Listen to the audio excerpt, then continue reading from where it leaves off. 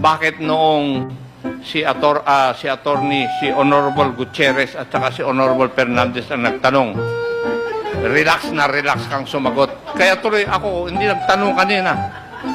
Oo, dahil kanina refuse to testify ang pamoy, sagot mo iha eh. Oo, kaya tuloy hindi na ako sa nagtanong. Pero napansin ko nung yung mga gwapong lalaki ang nagtatanong, eh sumagot po kayo. At relax na relax na. May I know the reason why?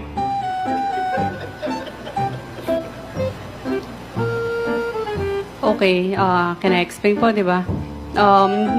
Nung una, I really want to refuse to answer po. And then, kinausap po ako ng abogado ko na magsalita ng committee na to. That's why nagsalita po ako. Tumiming lang po talaga kay